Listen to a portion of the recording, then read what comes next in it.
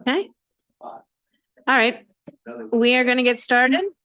Good afternoon and welcome to the Health and Government Operations Committee. We are hearing today a number of Senate bills, and I am going to encourage folks to be as concise as possible. If you are presenting a bill that is identical to the House bill that passed out of the House, please say so. And you know, be as concise as you can in your testimony. And to those watching at home, we have a number of bills to go through, but in many cases, we have already heard this bill, worked on them in the House and passed them out of the House. And so it's not the first time we're hearing them. So I'm going to start today with Chair Beidel, who's here to present Senate Bill 999. Certified nursing assistants, licensing requirements, and administrative updates. Welcome, Madam Chair. Thank you very much, Madam Vice Chair. And I just left your chair in my committee and let her go first. So I really appreciate you allowing me to do this. So Senate Bill 999 is the certified nursing assistants. We worked on this last year, your committee and my committee, and we requested that the Department of Health do a study about how we can have one license as the rest of the country does. And so this bill is a result of that work group. And just to make it short, Senate Bill 999 passed 45-0 and is in the same posture as House Bill 1125. It's cross-file. And I ask for you to vote favorable with amendment. And I respectfully request a favorable report. Thank you very much, Madam Chair. Are there questions for Chair Beidel? Seeing none, thank you so much for coming across the street and good luck this afternoon with your hearings. We're hearing your bills, so thank you. Thank you. That concludes the hearing on Senate Bill 999. I am going to skip down to Senate Bill 666 and Senator Charles, please. And Senator Charles has 5 bills before us today, so we'll start with 666, which is one that is near and dear to someone you know. Maryland Commission on Civil Rights Monetary Relief. Senator Charles. Thank you, Madam Chair. And it's good when you have friends on the other side and other committees, and that's why I have so many bills in here today. And 2 of them are Black Caucus priorities also. But this bill, 666, the Human Relations Discrimination by Place of Public Accommodation Bill, the Maryland Commission on Civil Rights, Civil Penalties. This particular bill, as you all know, was sponsored by Delegate Cullison and passed this committee and passed the House. And it also passed the Senate in the same posture. So I'm going to ask that you support this bill and do the same, passing it out of this committee as well. And I'll open it up for questions. All right. Are there any questions? There are questions, Senator. So first, Shalega, followed by, I didn't see anyone there. Kaiser, why can't I see the light? Go ahead. Delegate Shalega. Thank you. Senator, are you worried about the number of this bill? 666. Definitely have been worried about this number for some time. You know? Yeah. That's what happens when you drop your bills late. Oh my gosh. Don't worry. I think we can overcome that here. She knows a person who knows a person who can get it done. Delegate Kaiser. She asked my question. Any other questions? All right. This actually concludes the bill hearing on Senate Bill 666. Next, we have Senate Bill 667, Senator Charles, State Procurement, Maryland State Board of Contract Appeals, attorney fees. Once again, this bill on behalf of Senate Bill 667, I'm Senator Nick Charles, State Procurement, Maryland State Board of Contract Appeals, attorneys fees. This bill is another bill that passed this committee and passed the House as well, and it's in the same posture. From the Senate side, this bill was brought forward by Ken Kerr. There we go. Thank you. Are there any questions? Seeing none, this concludes the bill hearing on 667. Senate Bill 669, State Government Attorney General publication of document. Senator Charles, is this in the same posture as the House bill or needs an amendment?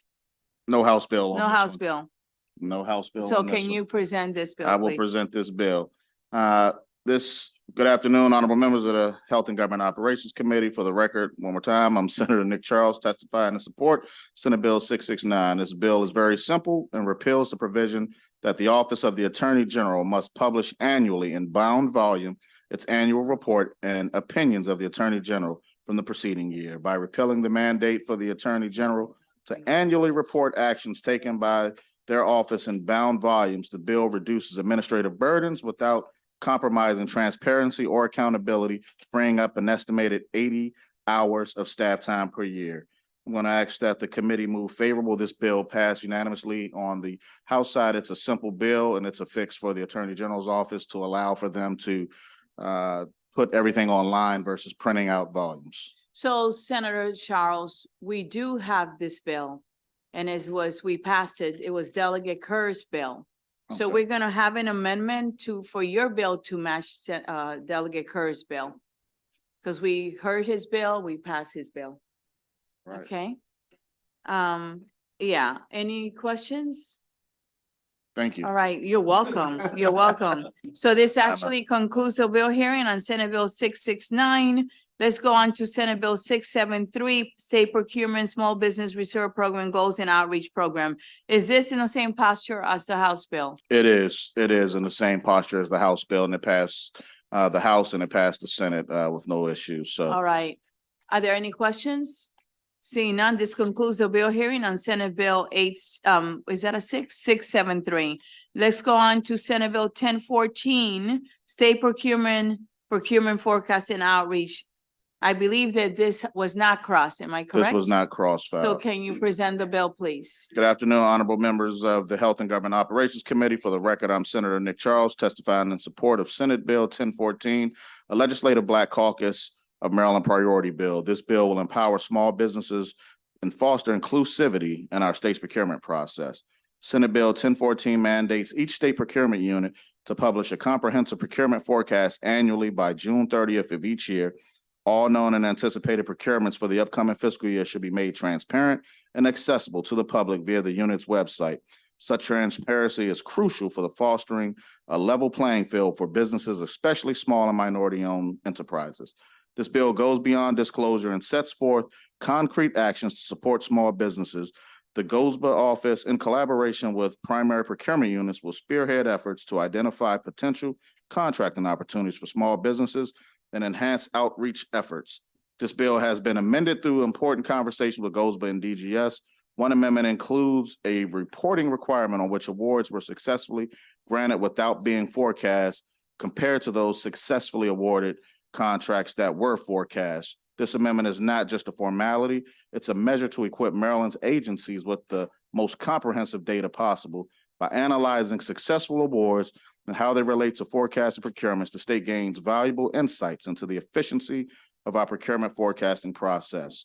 By enhancing transparency, setting clear standards for reporting requirements, and providing targeted support for small businesses, Senate Bill 1014 presents an opportunity to continue the procurement process and making it better.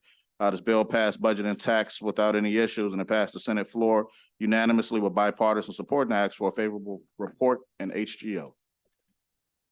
Senator, was there any opposition in the Senate?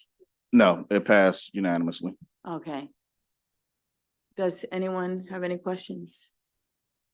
Seeing none, thank you so much for your testimony today regarding Senate Bill 1014. This actually concludes the bill hearing on Senate Bill 1014. You have a blessed day, okay? Thank you, thank you. Thank you. Next, okay, are there any, Senator Jackson. Welcome. And this is Senate Bill 707, Armed Forces Support of Military Families and Addition of Space Force. Good afternoon, Senator Jackson. If you could tell us if this was in the same posture. This is in the exact same posture as House Bill 1026, which several members of your committee are a part of. It's also a priority bill of the Senate Veterans Caucus or the Veterans Caucus. And it passed unanimously in the Senate as well as over here. Thank you very much, Senator Jackson. It's great to see you. You as well. How are as you? Well, I'm doing terrific. I'm doing That's terrific. wonderful. Love the way you do business in this committee, by the way. Oh, you're welcome. Not just saying that because I'm sitting here, but. Or Thank maybe- you for Or saying maybe I that. am, or maybe I am. So, The committee appreciates it. Are there absolutely. any questions for the senator? Seeing none, this concludes the bill hearing on Senate Bill 707. Have Thank a you very blessed much. day, Senator You as well. Jackson. Thank you. Are there any other senators here that I have not seen? Or, so I am going to now go and call, is there anyone here for Senator Guile? Will you be so kind and come up, give us your name? Let us know if the bill is in the same posture, okay, or if it needs. Yep. Thank you, Madam Chair. For the record, Spencer Dixon, Legislative Director for Senator Guile. SB 413 is in a different posture than HB 598. The House bill limits the anti-discrimination protections to just housing and employment, whereas the Senate bill is more comprehensive. But I have good news. Senator Guile has submitted an amendment to the Senate bill to conform it to the House bill. I respectfully. That's a great idea. I thought you'd think so. Respectfully request a favorable report on amended SB 413. Thank you, because I called that little bill the bill that could, because it was a little bit of work. So So I heard. Yeah, But so- thank you for passing it. our pleasure. Are there any questions? Seeing none, thank you so much for being here. Let her know Thank you did a great job. Thank you very This much. concludes the bill hearing on Senate Bill 413. Senator Hayes, Senate Bill 1007, State Government Executive Appointments. And this bill was not crossed, right? So we're allowing one witness to speak in favor and one witness in opposition, and then the bill sponsor. Systematic of state procurement, this chair is falling apart. I'm sure it was a low bid chair. Maybe you can take care of it for us. I'm just saying, but that's my one procurement joke for today. Good afternoon, Madam Chair, and members of the HGO Committee. As I said before, the greatest committee here in the House of Delegates. Thank you. It's always a pleasure to be home. Senate Bill 1007 is really inside baseball. I have the awesome opportunity to serve as the chair of Executive Nominations Committee in a Senate where we hear all of the gubernatorial appointees. This bill simply codifies the process by which should the Senate fail to take action on any nomination of the governor, it lays out specific steps moving forward. One of the things that it does account for, every year we get a green bag appointment within 40 days of us convening as a General Assembly. The governor is obligated to submit whatever appointments that weren't taken care of in the interim during that green bag process. Last year, we had a record number of more than 1,000 appointees with all of the various secretaries and other agency appointments. This year, we didn't come as close. We met it halfway with 453 appointees.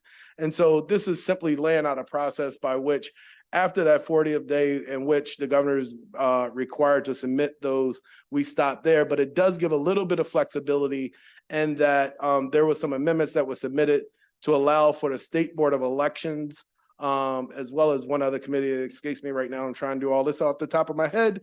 But with the State Board of Elections, there's a couple of nominees that come from various political parties.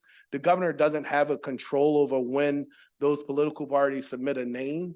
And so we've allowed for the flexibility to, outside of that 40-day process, for them to submit something to the board, to the committee.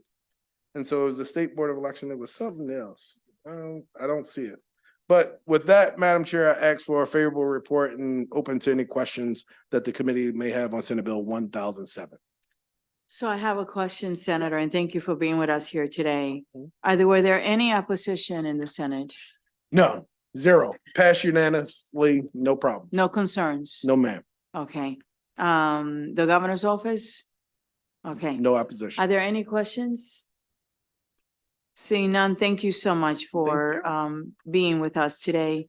I don't believe there's anyone else here for this bill, right? All right. This actually concludes the bill hearing on Senate Bill 1007. Senator Hayes, let's go on to Senate Bill 194, State Procurement Preferred Provider Requirements Waiver. And it's the same, this was not crossed, correct? Yes, ma'am. Okay, Madam Chair, members of the HGO Committee, this bill is near and dear. This session, I introduced three bills dealing with MCE, and because you hadn't had a chance to hear this bill, I just want to take a little bit back with the history. Years ago, with the 13th Amendment and the abolishment of slavery, there was one exception to the abolition of slavery, and that was for those who were incarcerated for whatever reason of committing a crime. Soon thereafter abolishing slavery, there was a lack of workforce that once was provided when slavery was available. And in this country, they passed things called the Black Codes, where individuals of African descent can be arrested for and serve as much as 30 years in jail just for simply looking at a white woman. And so this was a way to supplement the workforce that was lost with the abolition of slavery in the 13th Amendment. And many states have adopted a system, including Maryland, whereas we use prison labor to make certain goods. In the 1960s, I believe, the federal government made it against the law to transport prison-made goods across state line due to the exploitation of slavery and the history, the disgusting history that we've had in this country, and the nexus from slavery to prison-made labor. The Maryland's response, and many states commonly, their response to the federal government banning it against the law to transport prison-made goods across state lines was they mandated that it be intrastate. And they created a false market by requiring all state agencies to have to purchase from MCE or this institution. This bill simply creates an opportunity to limit the revenue that's generated from this entity, which we now refer to as MCE. Some of you all who've been around for a while may remember once upon a time it being called State Industries. And simply, it gives the Pricing and Selection Committee that's under DGS that look at preferred providers, because there's three organizations in state law that are preferred providers. There's Maryland Works, who employ individuals and workforce that have disabilities. There's Blind Industries, who employ people who have severe, visually impaired. And both of those, to me, make very logical sense where we will provide a monopoly for the employment of individuals with disabilities. This third one, where MCE is provided a monopoly to create a market for prison-made goods, just doesn't make a lot of sense. And if you look at the annual reports over the last couple of years, they've bought in an excess of north of $50 million a year. And so this bill simply says that if there is a product that's out there for that doesn't cost the state as much, if it's greater than 10% the value available at MCE, that the selection committee, now their authority is expanded and they create a waiver. Or if it's going to take so long, right? If you look at the movement of State Center right now, a lot of times the delivery of services from MCE versus what you could get from other Maryland businesses take a longer time to deliver on behalf of our state agencies. And so various state agencies are left at times where they may hire a good amount of staff and they're literally waiting for MCE to deliver. And so this touches two very key points and just making sure that MCE is more competitive with Maryland businesses here in the state. And I urge a favorable report for Senate Bill 194. in Senate Bill 194, Senator, I'm going to open it up for questions now. The Department of General Services offer an amendment in the Senate, which you took, correct? Yes, yeah. And- Originally, we said the Department of General Services, they suggested that we use the Pricing and Selection Committee, which is a component within the department, who already look at preferred providers and their competitiveness. So with that amendment, they're in support, correct? Yes, ma'am. Yes. All right. Are there any questions for this bill? And for the Senator, Delegate Hill?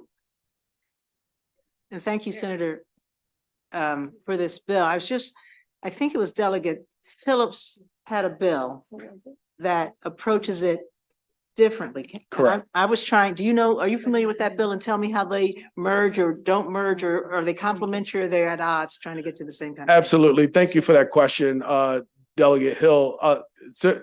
Delegate Phillips actually cross-filed the bill that I also had. That bill would have removed MCE period from the preferred provider list. As I said, there's 3 organizations that have a monopoly on state purchasing: Maryland Works, Blind Industries, and MCE. That bill would have completely removed them. This bill does not remove them. This bill simply provides a waiver if you could get it at a cheaper or faster, if you could get it cheaper or faster from anywhere else in the market, it provides them a waiver to make those purchases. This would, passing this bill might eliminate the need to do the other bill, or we could do both. This committee and the BNT committee, which heard the bill, was gracious enough, and thank you, Madam Chair, Madam Vice Chair, and members of the committee, to submit a letter to the Department of Public Safety, which oversee MCE, to evaluate the current system as it is.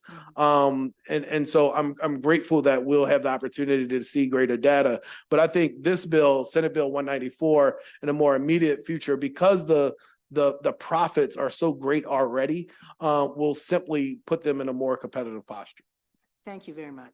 And we drafted a letter from this Yes. committee, which, you referenced to, we CC you, because in the interim, we're gonna look at this broadly, because there were so many bills Absolutely. that it's just too many, right? To know Yep. what we're doing, so we can sort of look at it comprehensively, and try to come up with a solution. Yeah. As well. I did, became aware that ASME, actually, gave a letter in, budget and tax Mhm. opposing the bill. Can you tell us what that is about? They did not submit it here in HGO, but it is in the system.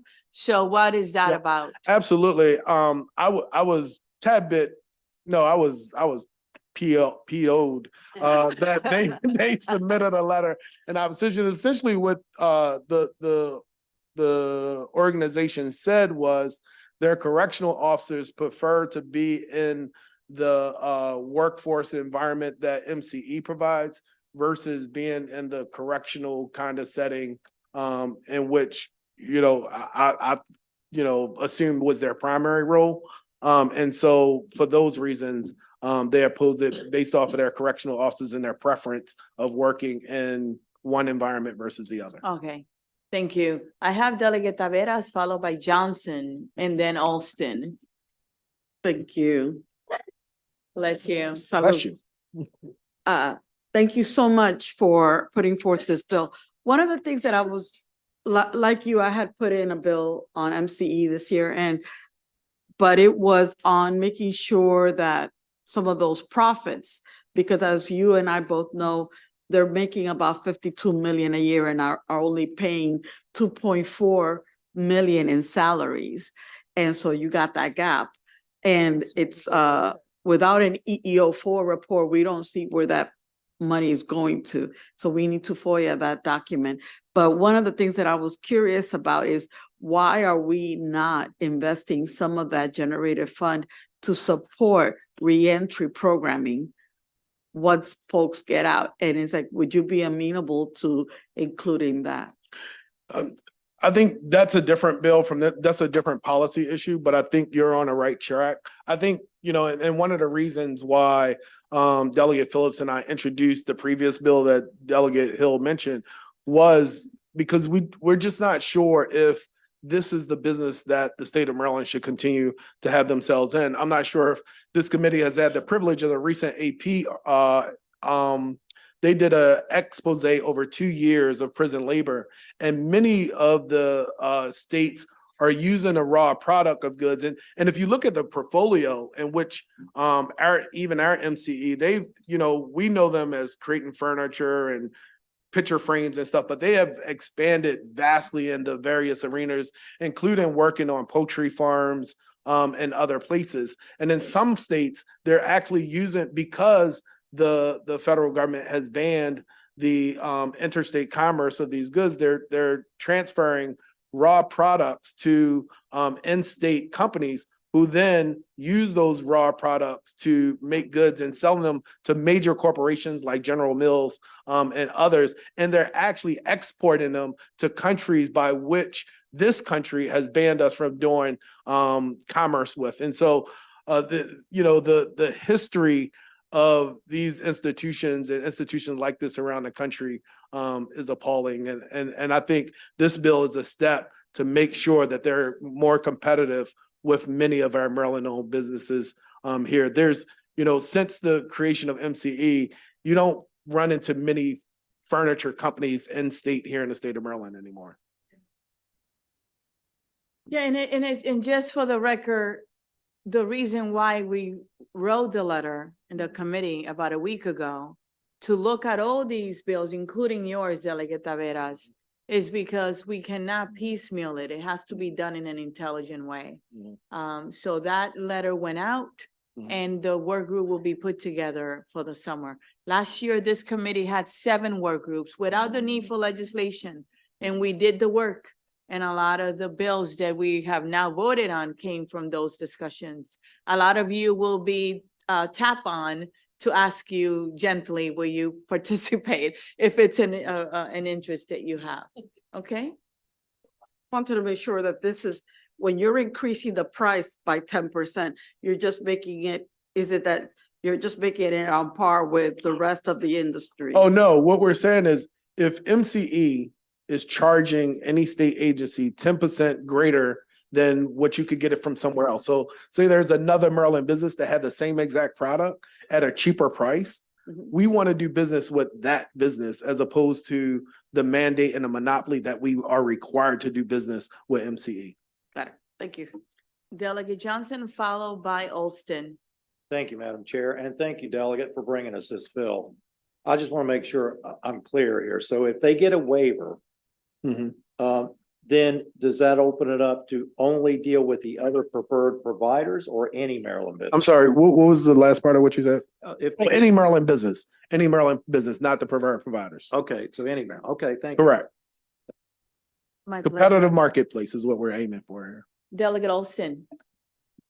Thank you, Madam Chair. So wondering, did you have an opportunity to actually talk with ASME? Because I think their concerns are a little more nuanced than what was illuminated, because one of the factors is that when we have inmates that are actually working, it decreases the amount of violence that's in the prisons because they're actually active versus them being idle. Because idle time in an institution is a recipe for disaster when it comes to crime within those institutions. And I'm concerned that with this bill and some of the other bills, that we're essentially going to gut what has been a very good program and not have anything there for the inmates who are model inmates, because it's very difficult to get in this program. They won't have anything to do. And that is going to lead to unintended consequences actually in the facility, because these people are usually the most violent of offenders, because you have to almost be a lifer to get into the program. And they become model citizens within the facility once they're there. And so I think when we look at changes to this program, we have to be cognizant that it's not just the dollars and cents and the profitability. There's a major safety component that also happens in a prison setting that I believe some of these bills are ignoring, because maybe people aren't familiar with everything that goes on in keeping a prison safe and keeping the employees safe. If we don't have activities for them, they're not going to be safe in that setting where officers do not carry weapons. And sometimes those activities are the only things that keep the inmates engaged and off of crime and violence. I'm just wondering, have you all considered that at all when you're looking at gutting these programs? Yes, thank you so much for that question, Delegate. I had a chance to recently tour MCE, and I met 3 individuals who work in their license plate kind of company. And between those 3 individuals, the 3 of them had served 100 years, right? And so what I think what the department often market is this is an opportunity for workforce training. So when individuals transition back into our communities, that they will have a better opportunity for employment. I think we've seen, just as you said, just the opposite. Most of the individuals that are employed in this program have life sentences. And from a workforce model, it makes sense because they have a reliable person that they could depend on for a number of years because they're going to be there for the next 50 years. I get the safety concern, but when you have an organization that's making upwards of $58 million, I would proffer the amount that it costs to train these individuals and create an activity, as you've described, is far less than the profits generated from this. And so if it is the policy decision that we should invest in workforce training for individuals who are behind the wall, let's pay for that, but not create an opportunity. And that's why I think, separate from the other bill that extinguished it as a preferred provider altogether, this bill is a medium, and that it simply reduces the amount of profit. That's all. People will continue to do business with MCE, but if it's costing the state greater than what you could get it on a marketplace, I think that this bill provides for an easy medium. And lastly, I'll say, Madam Chair, yesterday we just confirmed in the Executive Nominations Committee the new Chief Procurement Officer for the state of Maryland, who I think will bring, some new ways of looking at procurement and how we procure things in the state of Maryland. I understand it sounds like the posture is to see what the letter to do. I think this is a nice medium. It doesn't get rid of the agency. It allowed them to keep function, but it limits that amount of profit that they're receiving every year that returns back to the state. Thank you. Delegate Hill. Thank you for the second bite, Madam. So Senator, first of all, again, I thank you for this bill. Many of us have been trying to wrap our hands around this. You were on this committee when we evaluated and reformed Blind industries. That was my bill. Absolutely. Indeed. So you have some experience, and I think that I would just like you to make sure for the record that we're all clear on how many inmates actually participate in MCE and how many inmates are employed in prison labor outside of MCE. And because those numbers are also striking as we try and shore up this industry. Absolutely. I think, when I asked the question to your point earlier about the wages, I think there are individuals that are, like I said, their portfolio is expanded greatly. So, anywhere from poultry to construction, they actually have out of the thousands of individuals that are serving in these various workforce programs. I think they have 12 that are receiving a prevailing wage by working on construction sites. And so it's a challenging issue. I think, to the delegate's point, we should create opportunities where folks are productive when they're behind bars. It provides for safety, but also I think a very convincing point to me is it provide those skills for them to transition back in the community. It doesn't seem like that's the practice that we're having today, including where they, the raw materials to make the furniture that we use today is often purchased from out of state. Right. And then they in turn sell these back to, because that's their only market. Right. But because the federal government has banned it out of state, their only market is to sell it to state agencies. And we're paying a premium price in the name of creating workforce opportunities for individuals who will never see the light of day. Any other questions? Seeing none, thank you, Senator, Thank for indulging Oh, us as we Senator. asked these questions. You still have one more. Oh, yes. Okay, so don't be so quick. This actually. This one is easy. Concludes the bill hearing on House Bill, Senate Bill 194. And your last bill in this committee for today is a bill that I believe has a cross and it's in the same identical posture, which is Board of Public Work Transparency Data Dashboard. Yes, ma'am. Senator Antonio Hayes from the 40th Legislative District. For the record, thank you, Madam Chair, members of this committee. Senate Bill 703 is in the same bill as HB 877, which passed unanimously. I urge a favorable report for Senate Bill 703. Okay, so any question for Senate Bill 703 that is in the same posture? Seeing none, this concludes the bill hearing on Senate Bill 703. Thank you, Senator Hayes. Thank you.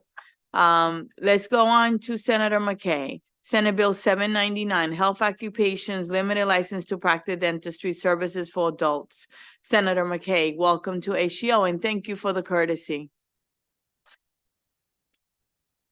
Well, Madam Chair, Madam Vice Chair, for the record, Senator Smiles, formerly known as the Dental Delegate, here to present Senate Bill 799, Health Occupations Limited License Practice Dentistry Service to Adults.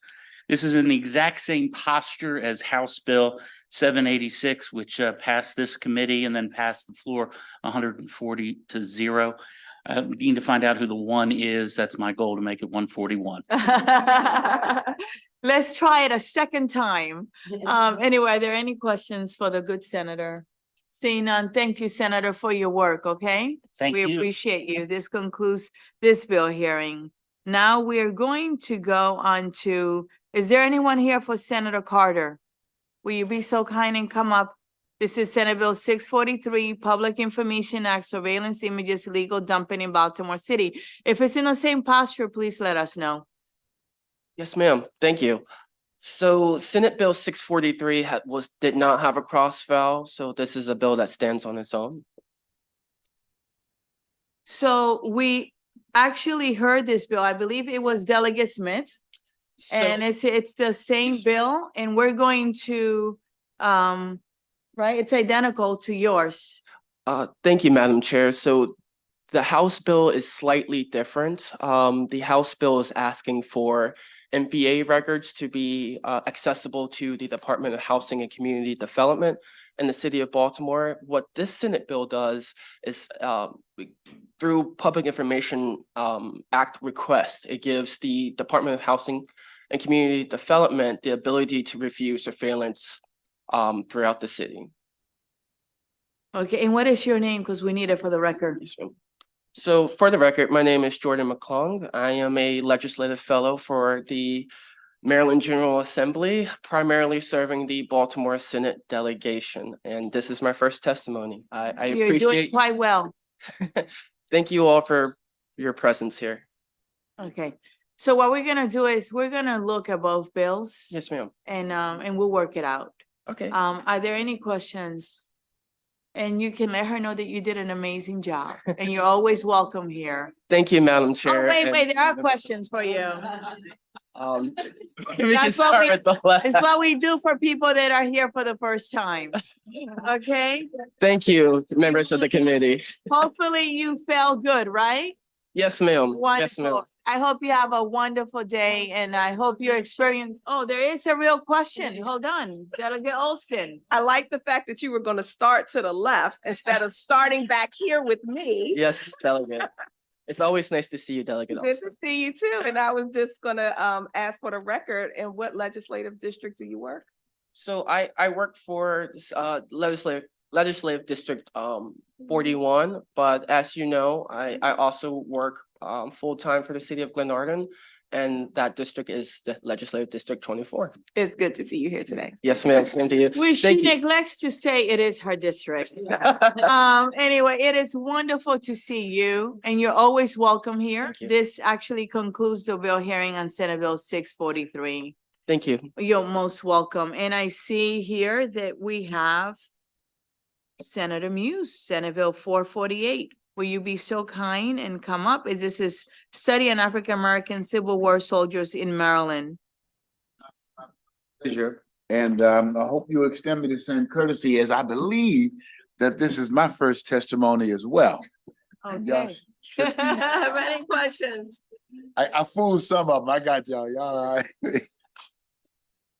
Madam Chair, Pina Melnick, and Vice Chair Collison, and members of the HGO Committee. It's good to be back here. I see so many friends, old friends, and I see some new friends as well. But people like you that we've been working together for over 20 years here. This is very simple. It's a cross file that you voted out unanimously, and the House voted out as well. It's simply a commission to study African-American Civil War soldiers in Maryland, as again, cross-filed to HB 133. And in the same way as I know you've been listening to testimonies all day, I'll just say I urge a favorable report, and I'll stop now for any questions and hope that this is the most limited testimony you've had. Well, thank you. So, and thank you for coming and for the courtesy. We appreciate it. It's always a pleasure to see you.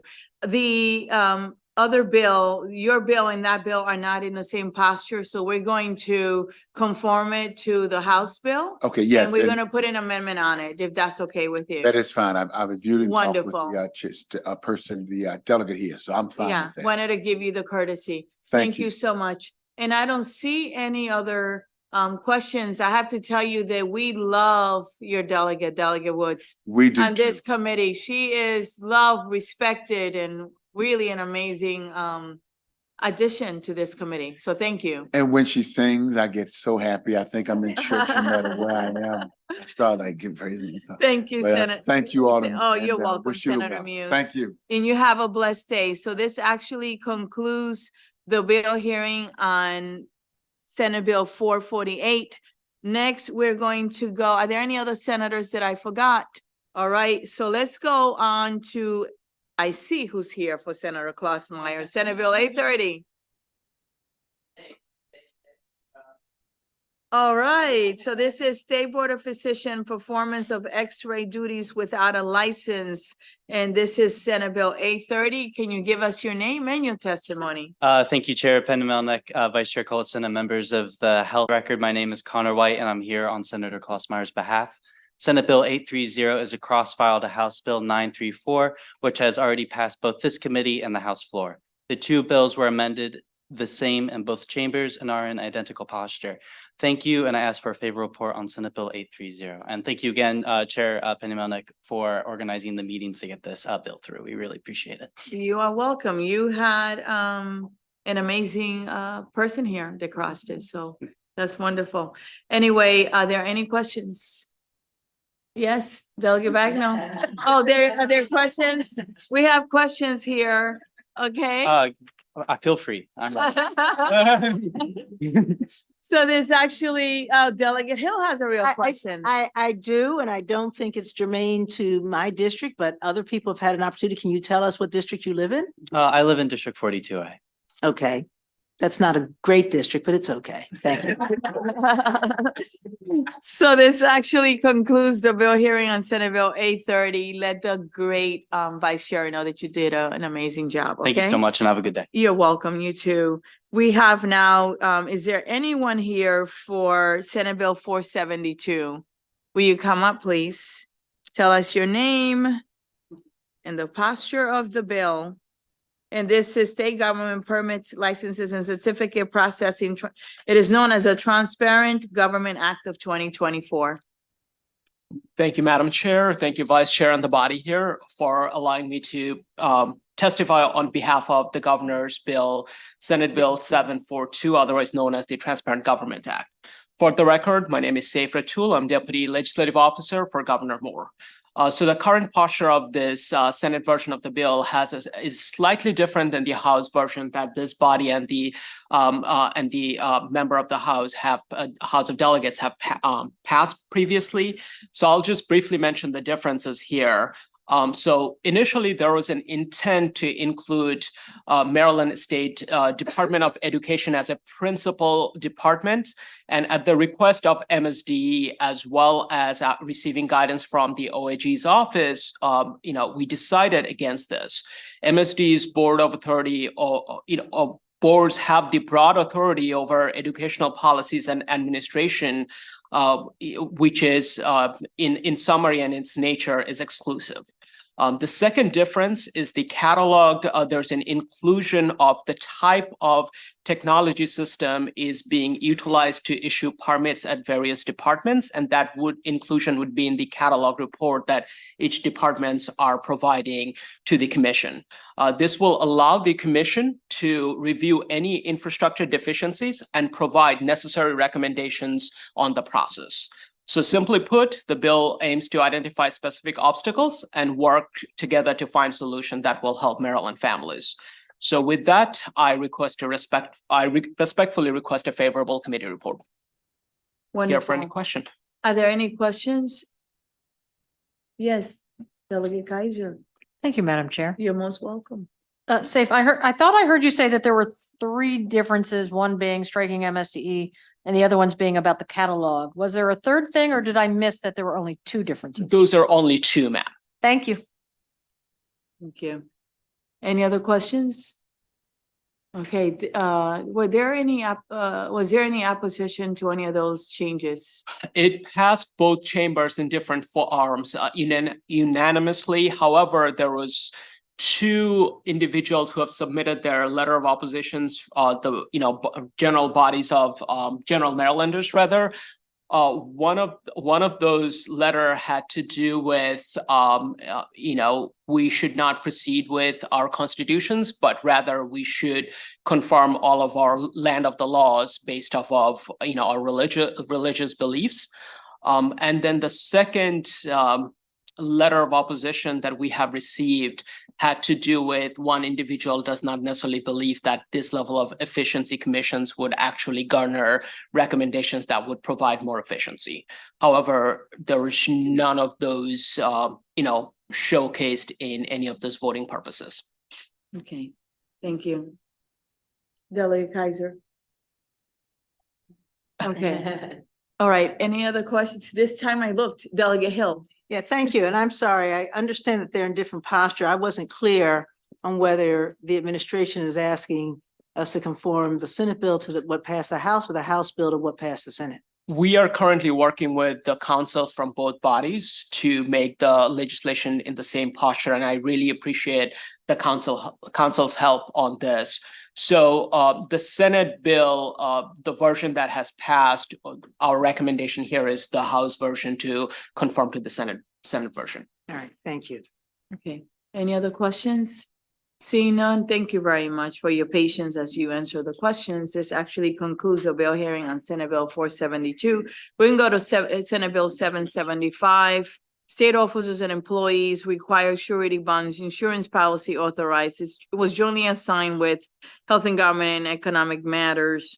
It is in the same posture, I believe, right? Yes, Madam Chair, this is an identical cross file that passed unanimously. And give us your And name. for the record, I'm Laura Addis, Deputy Treasurer for Public Policy here on behalf of Treasurer Derek Davis. Wonderful. Are there any questions?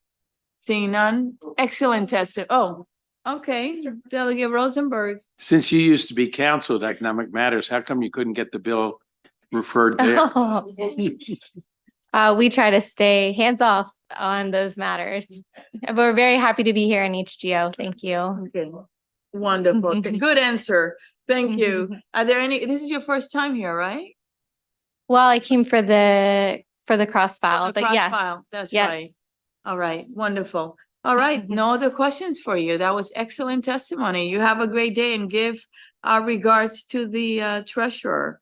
This Thank you. concludes the bill hearing on Senate Bill 775. We're going to go to Senate Bill 280, notarial acts, protest form requirement repeal. And this was not cross. Who's here for that bill? Okay, and for the committee for scheduling purposes, we have one more bill and then we're gonna vote, okay? Yes, good afternoon. Hi. Oh. Madam Chair, We do Madam have some. Vice Chair, Michael Laurie for the record, Deputy Secretary of the State. This is a Thank you. easy one, so happy to answer any questions, but we're really just getting rid of a form that is mentioned in statute that doesn't actually exist. And as far as we can tell, it never existed. It was just part of the Universal Commercial Code, which was a model that states adopted, but the form that they're talking about doesn't exist. And if anyone has opposition to that, they still can protest without a form, but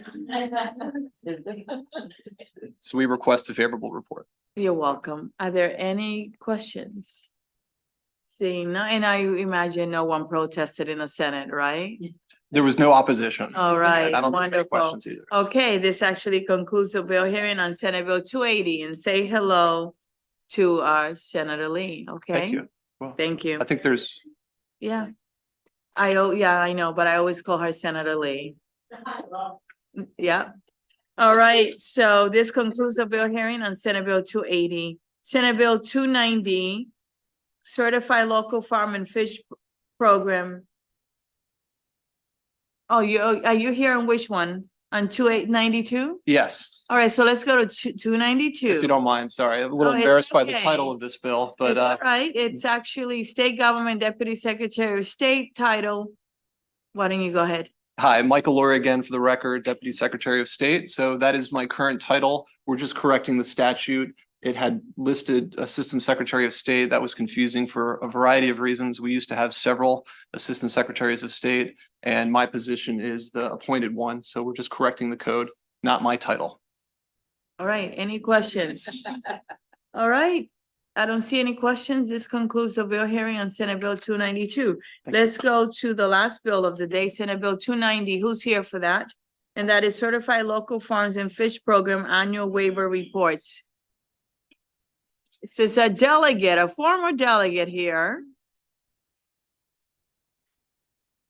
How are you? Good, how are you? Good Good. afternoon, Madam Chair, Vice Chair, members of the committee. This is a really simple bill that didn't have a cross file. I'm Rachel Jones, Director of Government Relations for the Maryland Department of Agriculture. And this bill simply aligns the reporting deadline for the Maryland Certified Local Farm and Fish Program. This was a bill that passed last session that basically sets a goal for state agencies to procure at least 20% of of food and seafood from local farms and local seafood dealers right here in Maryland.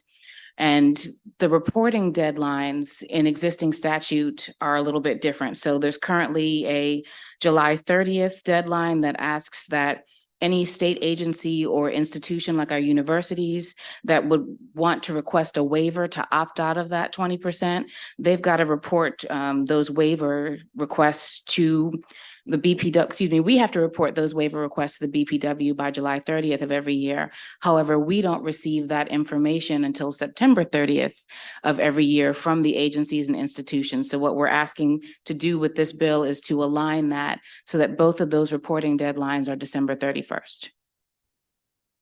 All right, are there any questions? It sounds like I was gonna say, don't say simple, but it is pretty simple. Okay.